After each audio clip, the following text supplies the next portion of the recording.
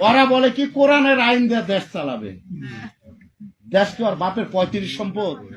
মূলত আইন বিধান জারি করার অধিকার একমাত্র আল্লাহ তাআলারই, আর এই বিধানের বলেই তিনি আদেশ দিচ্ছেন তোমরা আল্লাহ তাআলা ছাড়া অন্য কারো গোলামি করবে না, কারণ এটাই হচ্ছে সঠিক জীবন বিধান।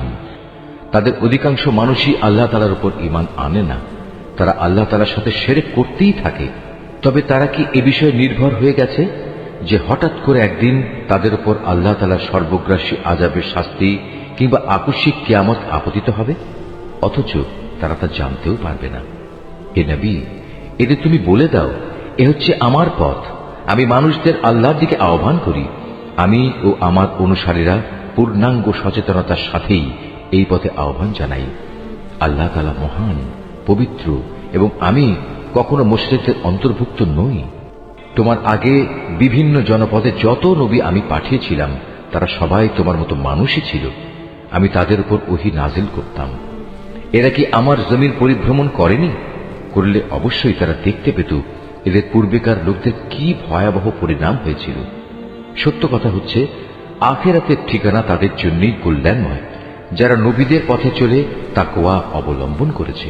পূর্ববর্তী মানুষদের পরিণাম দেখেও কি তোমরা কিছু অনুধাবন করবে না? আগেও মানুষ নবীদের মিথ্যা সাব্যস্ত করত, এমনকি নবীরা কখনো কখনো নিরাশ হয়ে যেত। তারা মনে করত তারা বুঝি সাহায্যের প্রতিশ্রুতিতে মিথ্যাবাদী সাব্যস্ত হয়ে যাবে। তখন হঠাৎ করেই তাদের কাছে আমার সাহায্য এসে হাজির হল। তখন আমি যাকে চাইলাম তাকে শুধু আযাব থেকে নাজাত দিলাম, আর নাফরমান জাতির উপর থেকে আমার আযাব কেউই রোধ করতে পারে না। অবশ্যই অতীতের জাতিসমূহের কাহিনীতে জ্ঞানবান মানুষদের জন্য অনেক শিক্ষা রয়েছে।